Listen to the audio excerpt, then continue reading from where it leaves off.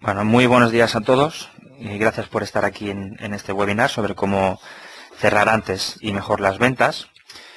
Primero de todo, presentarme. Yo soy Víctor Molins, soy responsable del área de desarrollo de negocio en Afirma Group. Llevo 11 años en el sector TIC, donde he trabajado para Microsoft, gestionando un grupo de 80 partners de su canal de distribución Dynamics. Y he colaborado en el desarrollo de nuestra propia metodología de negocio llamada Affirmative, que probablemente muchos de vosotros pues conozcáis. Posteriormente también colaboré en el desarrollo de la metodología de Microsoft, DPA. Anteriormente a mi incorporación a Firma, trabajé en el departamento de marketing de una multinacional TIC. Bien, antes de empezar, y para todos aquellos que no nos conocen, me gustaría hacer una breve introducción de quiénes somos y qué es lo que hacemos. Afirma es una consultora especializada en asesoramiento de negocio para empresas del sector TIC. Trabajamos con fabricantes, con mayoristas, con integradores, como vosotros que estáis hoy aquí en el webinar, entidades públicas y asociaciones del sector. Y lo que intentamos es promover el crecimiento y el desarrollo del negocio. Para que veáis un poco cuál es nuestra experiencia, nosotros antes del año 2000 éramos partners, éramos una empresa TIC, y lo que hicimos fue escribir todas aquellas experiencias, todos los procesos que íbamos aprendiendo durante toda la experiencia como empresa TIC, ¿no? Eso lo transformamos en una metodología, que es la metodología OnTarget, en el año 2000, y posteriormente la evolucionamos a la metodología Affirmative, que en el año 2009 más o menos fue adquirida por Microsoft y renombrada como DPA para ser implementada en todo el mundo. Actualmente está implementada en unos 32 países y hay una previsión de que se implemente en el resto de países donde Microsoft tiene una delegación en unos 3 años aproximadamente. Desde el año 2011 estamos trabajando en el desarrollo de la metodología para transicionar el negocio al cloud, que, bueno, como todos sabéis, ya es una realidad, ¿no? Y una metodología de marketing que le llamamos metodología CELAR, y que si queréis o tenéis más interés en saber más detalle, lo podéis ver en algún webinar de los que ya hemos hecho. Bien, antes de ver de qué forma podemos optimizar nuestro departamento de ventas y ver algunas de las claves que nos van a poder ayudar en el proceso de cerrar oportunidades, tenemos que tener en cuenta que, bueno, la situación del mercado en la que estamos viviendo, difícilmente vamos a poder generar negocios si previamente no hemos hecho un plan de ingresos. Es decir, hemos hecho un plan de negocio, hemos hecho un plan de ventas y hemos hecho un plan de marketing. Claro, si estáis en la parte de ventas, pues me diréis, el plan de negocio lo entiendo, es algo de la dirección general, el plan de ventas también, porque además es mi responsabilidad, pero el plan de marketing, ¿qué pinta aquí, no? A ver, el plan de marketing y el plan de ventas son dos documentos separados y en la mayoría de compañías son dos personas distintas las que lo desarrollan. Pero independientemente de eso, el plan de marketing y el plan de ventas tienen una dependencia totalmente directa y las personas responsables deberían estar coordinados y aprobar por ambas partes, tanto uno como otro. Porque un plan de marketing y un plan de ventas no pueden coexistir si no son realistas. Es decir, yo puedo decir voy a vender o quiero vender X importe durante este año y para conseguirlo voy a hacer 3 acciones de marketing. Claro, eso no tiene sentido porque no van a salir las cosas, ¿no? Bien. En el caso de que seamos una compañía y algo más grande, tengamos negocio en diferentes zonas, pues vamos a tener que planificar o hacer un plan por zonas. Luego también tenemos que hacer un plan por cuentas individual, es decir, para nuestra base instalada, qué es lo que vamos a ofrecer a nuestros clientes. Y aquí no lo tenemos en la diapositiva, pero también sería bueno hacer un plan por cuentas estratégicas, sobre todo pues cuando hablamos, por ejemplo, con administraciones o compañías tipo Repsol, Telefónica, compañías muy grandes, ¿no? Donde realmente requieren un plan único y personalizado. Evidentemente, todo este plan, toda esta planificación no tiene sentido si no hacemos un buen seguimiento de las acciones que vamos a hacer, ¿vale? Evidentemente, si no hacemos un plan, siempre nos va a quedar la esperanza, pero la esperanza, como todos sabéis, no es una estrategia, ¿no? Sí que veo muchas empresas en el sector, y más en la época en la que estamos, cuyo plan es, bueno, pues yo espero que las cosas vayan mejor, espero que el mercado empiece a arrancar, que mis proveedores me paguen, que mis clientes me paguen. Eso no funciona así, es decir, tenemos que hacer planes. Y sobre todo, y lo hemos visto antes, muy importante, plan de marketing y plan de ventas. Solo un pequeño dato, como media, o de media, digamos, el 60% aproximadamente de un plan de ventas lo debería generar marketing. Y el otro 40% tiene que venir pues de las relaciones, del boca a boca, de los clientes contentos, o bien directamente de los vendedores. Os digo esto porque sí que existe, o ha existido, cuando las cosas han ido bien, cierta tranquilidad, porque cuando las cosas van bien y hacemos las cosas bien, pues nos viene mucho negocio. Pero hay que tener en cuenta que cuando las cosas van mal, esto no es tan fácil. Entonces, tenemos que pensar en un plan de ventas y tenemos que pensar en un plan de marketing. Bien, uno de los aspectos importantes a tener en cuenta para optimizar las ventas es priorizar las acciones que hacemos. Es lo que llamamos el principio de Eisenhower. Eisenhower, como todos sabéis, fue un presidente norteamericano que se caracterizaba principalmente porque optimizaba su tiempo en función de la prioridad, de la importancia y de la urgencia de sus tareas. Esto, que parece algo muy simple, generalmente no lo hacemos, y más cuando estamos en una situación complicada, como es la actual, donde nos agarramos a un clavo ardiendo, y entonces no tenemos en cuenta pues que ciertas tareas no son del todo prioritarias, y por lo tanto las hacemos y perdemos efectividad. Para que veáis un poco cómo funciona este gráfico, lo que dice el principio de Eisenhower es que las primeras tareas a las cuales tenemos que dedicar nuestro esfuerzo son aquellas que son muy importantes y además muy urgentes. En una segunda fase, las tareas a las que tenemos que dedicar serían las que son muy, muy importantes, pero son nada urgentes. Y por último, aquellas que son muy urgentes, pero nada importantes. Todas aquellas tareas que decimos que no son nada importantes y que no son nada urgentes, directamente a la papelera, porque no tienen ningún sentido. ¿De acuerdo? Bien, hemos visto los planes, ya sabemos lo que queremos generar, lo que queremos vender, y sabemos que tenemos que priorizar las acciones para que las cosas salgan bien. Pero claro, todo esto no podemos mirarlo desde fuera y ver si se cumple solo. Tenemos que ir siguiéndolo. Entonces, para ello es muy importante ir realizando reuniones de ventas y reuniones de forecast. Recomendamos, y más ahora la situación, recomendamos hacer reuniones de ventas semanales en vez de quincenalmente, como se suele hacer, y reuniones de forecast a nivel mensual y trimestral. ¿Cómo debe estar estructurada la reunión?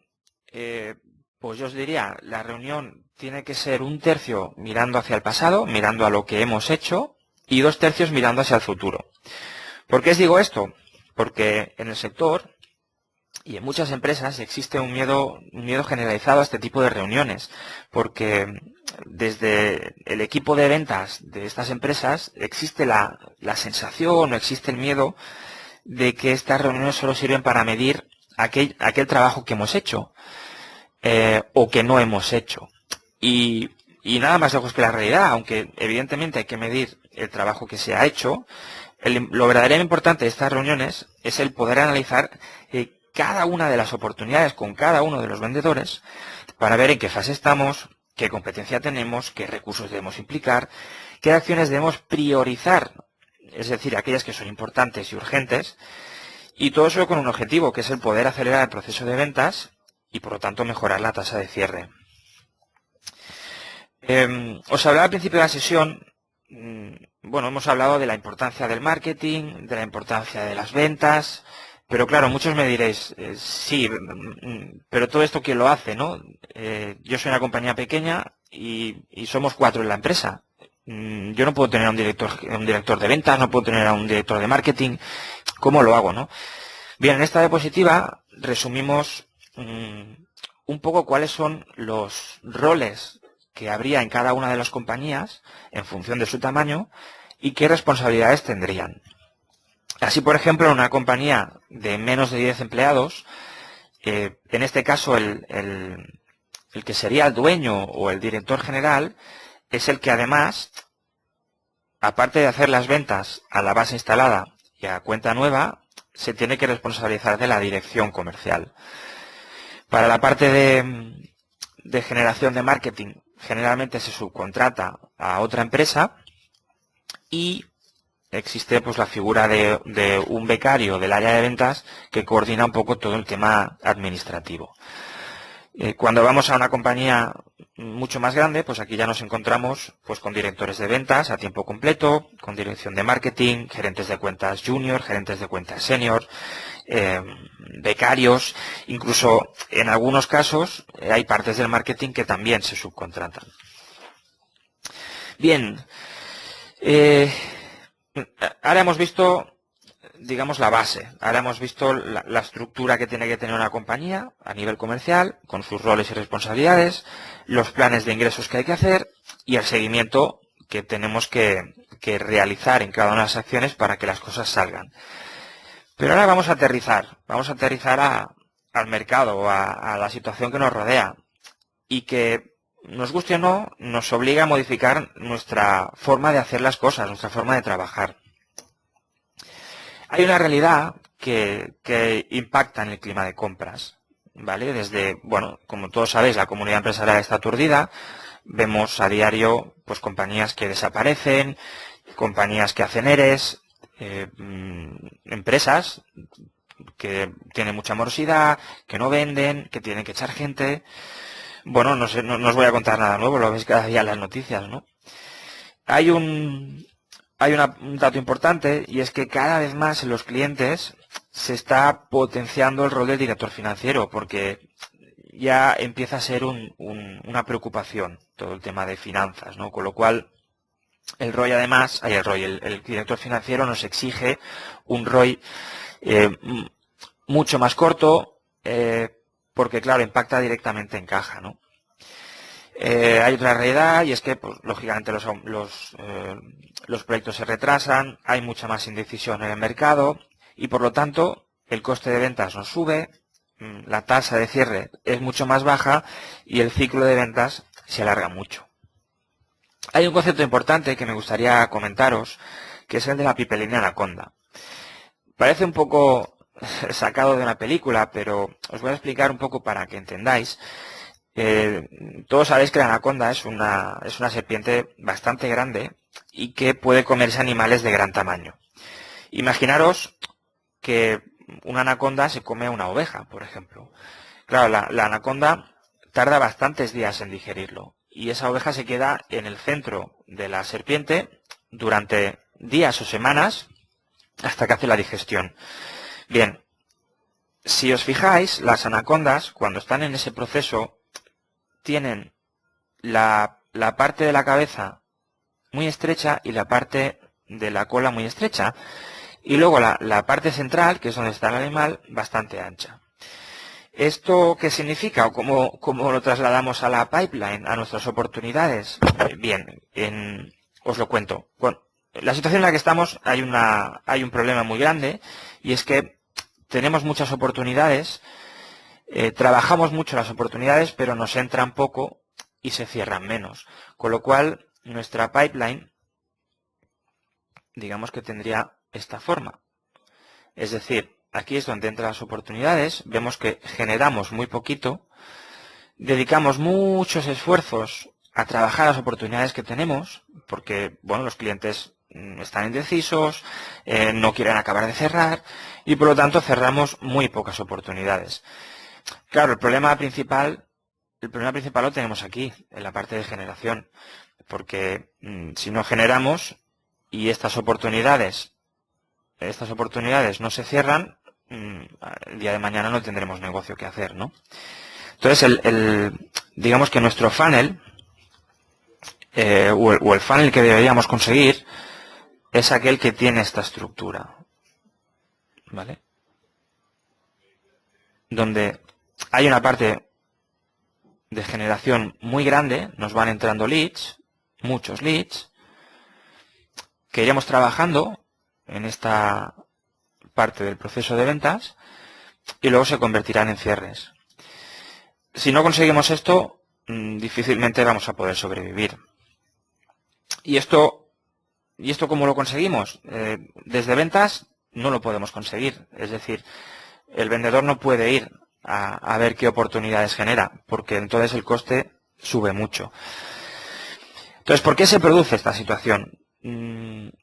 ¿Por qué no generamos? Bueno, pues porque ha habido un cambio. Ha habido un cambio en el mercado y se ha producido principalmente por la forma de comprar de los clientes. Si os acordáis, antes de que hubiera Internet, los compradores, cuando necesitaban algún tipo de información sobre soluciones o sobre algún problema que tienen, tenían que contactar directamente con el vendedor. Claro, eso de cara a nosotros, de cara a las empresas de tecnología, nos iba muy bien porque creábamos una empatía directa con el cliente y estábamos durante todo el proceso de compra con el cliente.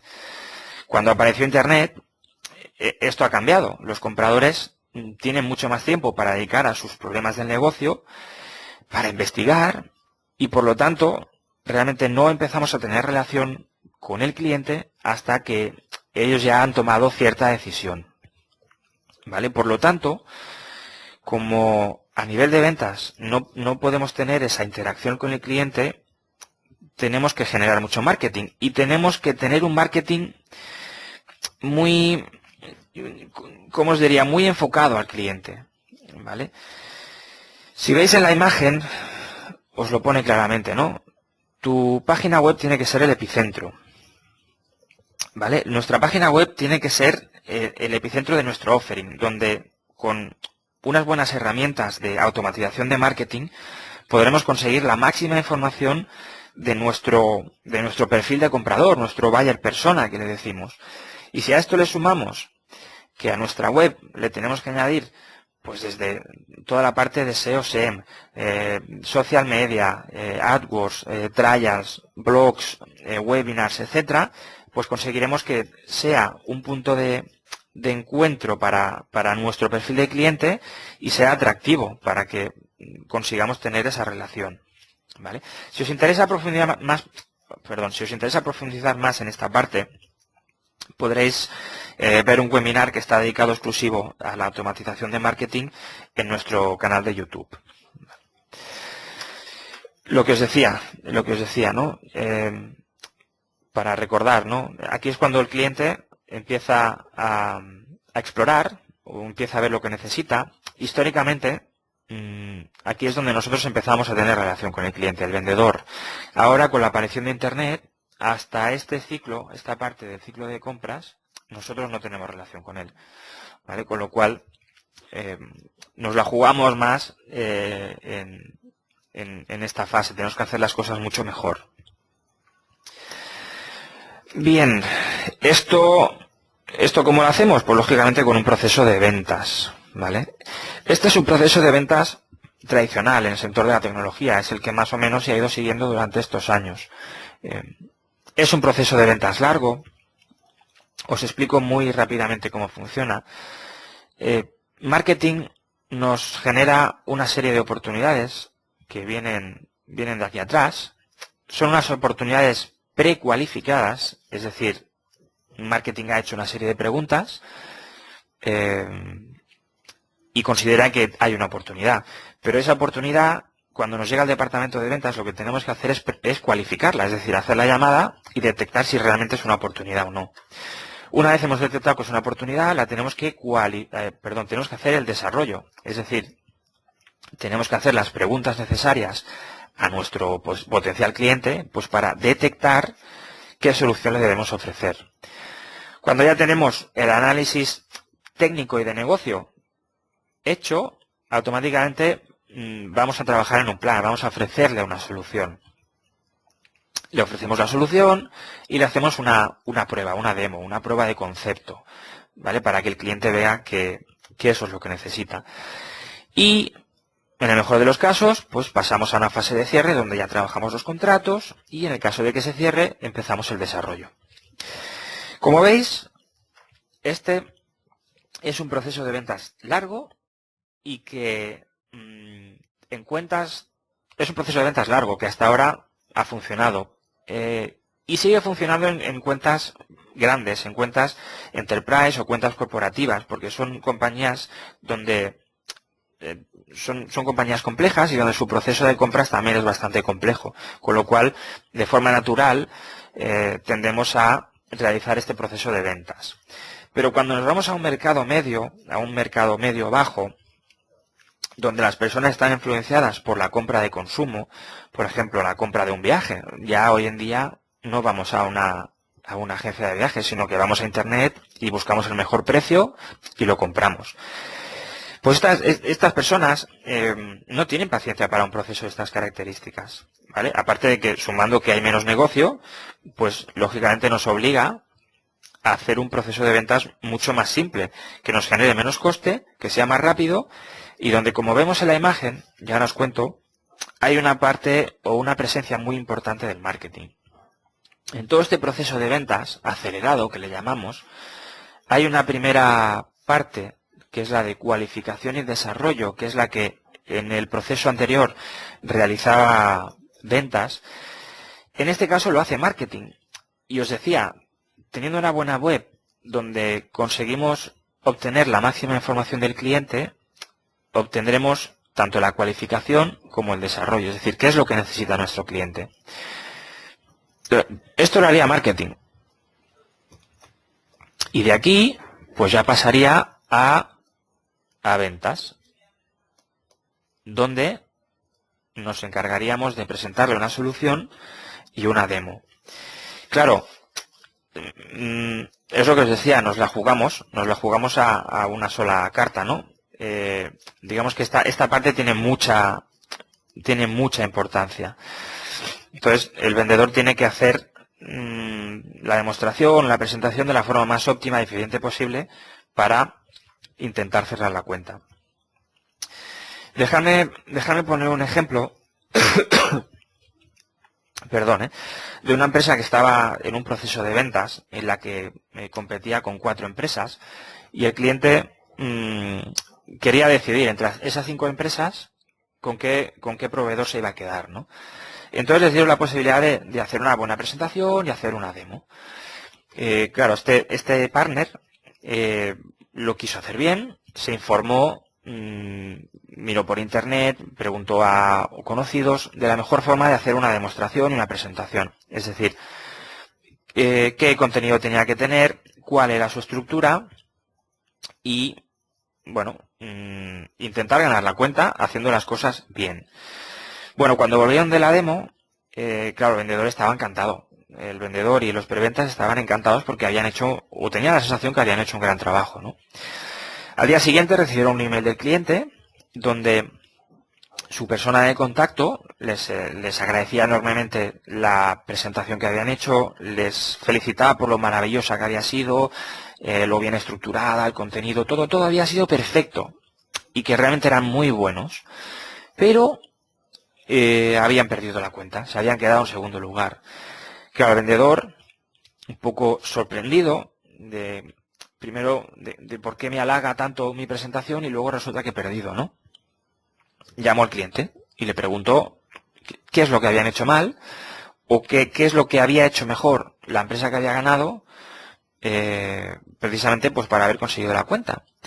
Y el cliente le dijo claramente, no, lo habéis hecho genial, ha sido los dos el primero y el segundo ha hecho una presentación excelente, por igual, pero el proveedor que ha ganado ha conseguido una cosa que vosotros no, y es retener más nuestra atención. Esto es lo que, esto que parece bastante simple, es lo que en la metodología Demo to Win llaman el factor 2%. Es decir, es aquel factor que nos diferencia de lo bueno a lo mejor. Es decir, de una empresa que es muy buena, hay un 2% de diferencia con aquella que es mejor. ¿Y cómo? Muy bien, las empresas buenas, ¿en qué se centran? En hacer o seguir las mejores prácticas. Mientras que las empresas, las mejores, evidentemente también siguen las mejores prácticas, pero hay una diferencia. Y es que además intentan evitar las peores prácticas.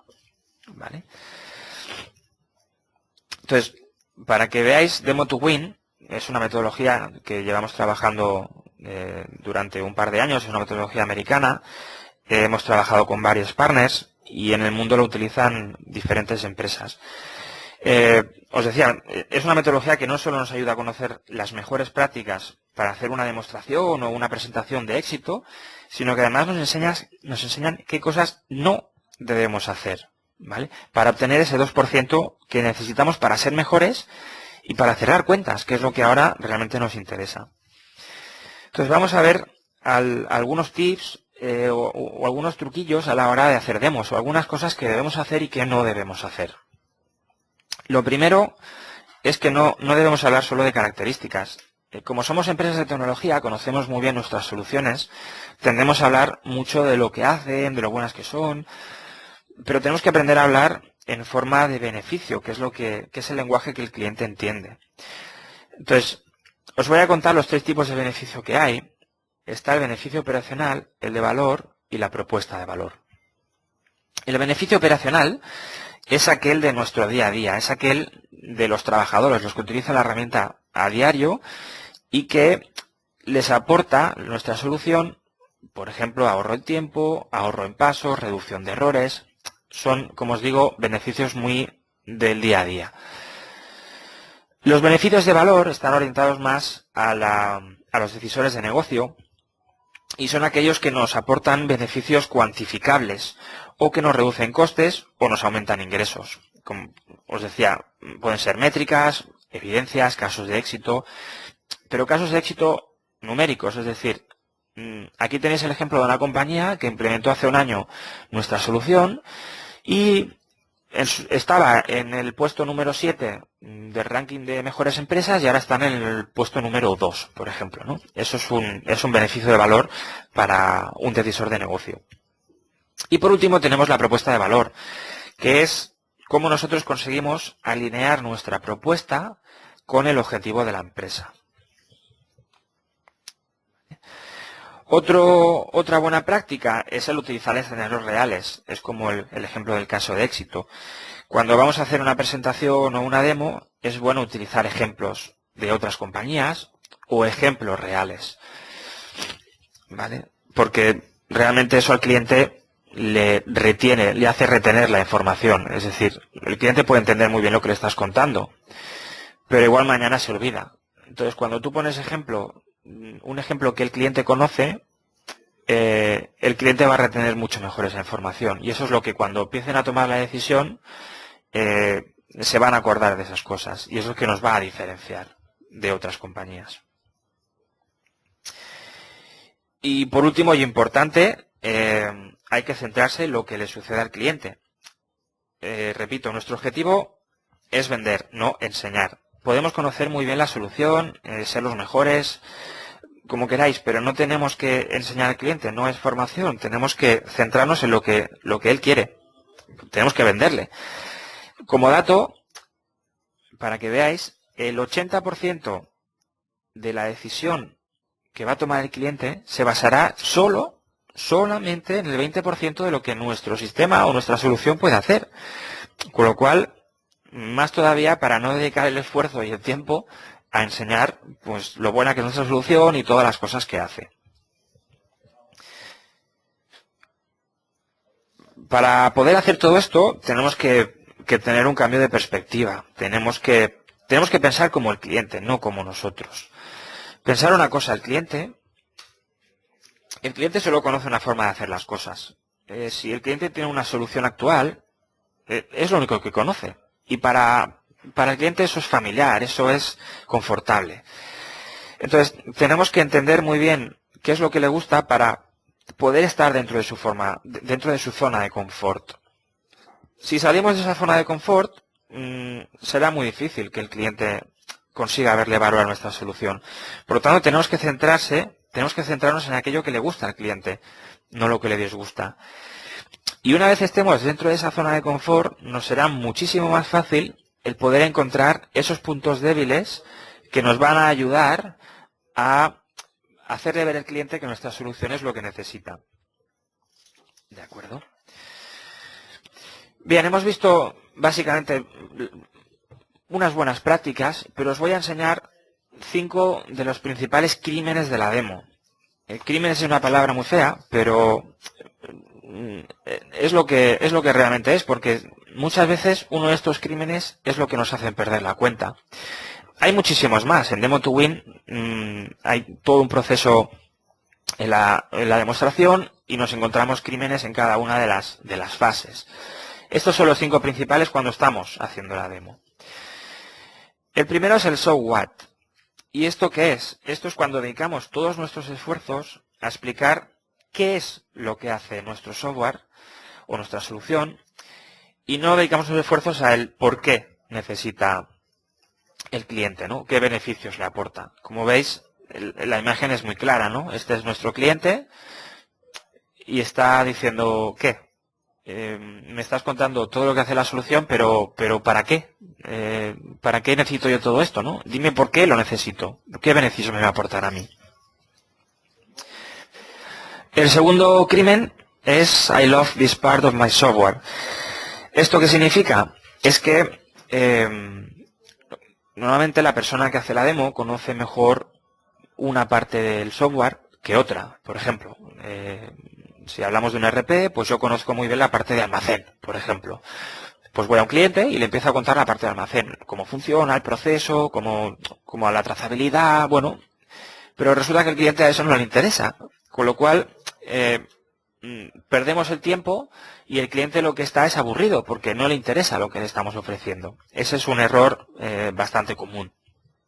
Nos tenemos que centrar en lo que el cliente necesita, lo que el cliente quiere. Teaching versus demonstrating. ¿Esto qué significa?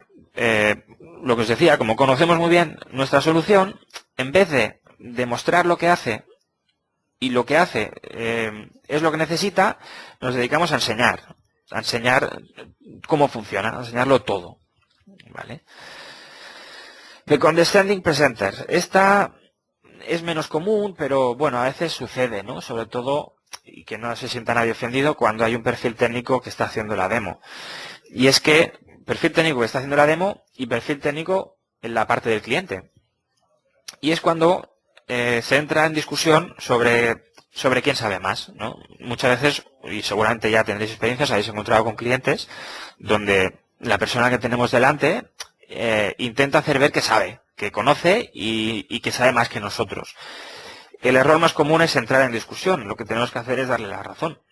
Porque si no, lo que hacemos es ponerlo en una posición de, digamos, a la defensiva, con lo cual eso no nos ayuda a vender. Y por último, está el blind leading the blind. Esto significa que cuando estás en una demo y el cliente te pregunta algo que no está planificado, ¿cómo se hace esto? Y nosotros no sabemos bien qué responder o cómo se hace, el error más común que se puede cometer es parar la demo y empezar a buscar cómo se hace. Eso es un error. Lo mejor que podemos hacer es apuntarlo y ya luego lo enseñaremos cuando sepamos cómo se hace. Porque si no, el cliente percibe que el software o la solución es compleja, no es fácil de encontrar las cosas. Bien, y hasta aquí el webinar de hoy. Vamos a hacer un resumen de lo que hemos visto. Importante, os decía, la parte de planificación de ingresos. es muy importante tener un plan de negocio, un plan de marketing y un plan de ventas, y luego planificar bien las actividades que vamos a realizar, bien por zona, por cuenta, por comercial, etcétera. Importante tener una buena estructura comercial y de marketing definida, es decir, qué roles tenemos y qué es lo que hace y qué responsabilidades tiene cada uno de estos roles. Y luego objetivos, qué objetivos va a tener cada uno de los responsables de cada una de estas áreas. ¿Estamos preparados para el nuevo escenario? Os decía, los cambios en la forma de comprar de los clientes. El comprador tiene mucha información en la web y por lo tanto nuestra web tiene que ser nuestro epicentro. Tiene que estar orientada a personas y beneficios. Olvidaros de la web típica de quiénes somos, qué hacemos, nuestras soluciones, contacto y poco más, que son todas iguales. Tenemos que centrarnos en lo que el cliente quiere, los beneficios. Tiene que tener buenos contenidos, trials, formularios de contacto, todas aquellas herramientas que nos van a dar información sobre lo que el cliente quiere o necesita. Y por lo tanto tiene que ser una fuente continua de leads. Si no, acordaros, la pipeline Anaconda. Y lógicamente un buen posicionamiento. Estamos en el mundo de Internet y si no te posicionas, pues no te encuentran, ¿no? Y eso ayudará a reducir el coste de ventas, porque cuando marketing no nos genera leads y queremos vender, lo que hacemos es, como vendedores, vamos allí donde se mueva algo para intentar vender. Y eso no es eficaz, porque así cuesta mucho vender y además los costes de venta aumentan mucho.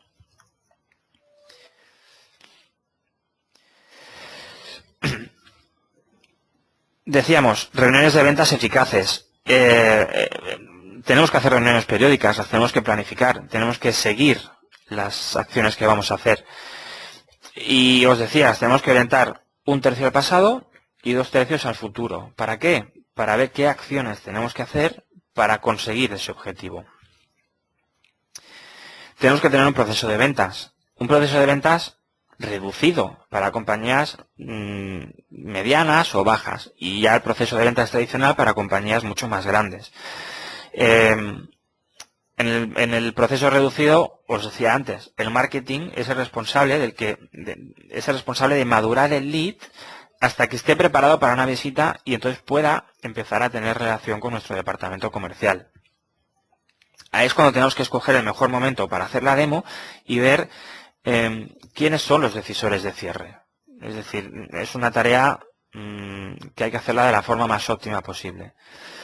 Y lógicamente escoger la mejor herramienta pues para hacer la presentación o la demo ganadora, ¿vale? Ese 2% que nos va a diferenciar de nuestra competencia. Bien, y eso es todo por hoy. Nada, muchas gracias a todos por dedicar vuestro tiempo a estar en el webinar. Os dejo mis datos de contacto por si tenéis alguna duda y bueno, si tenéis alguna duda ahora, pues comentármela. Y si no, pues espero veros en el próximo webinar. ¿De acuerdo? Muchas gracias.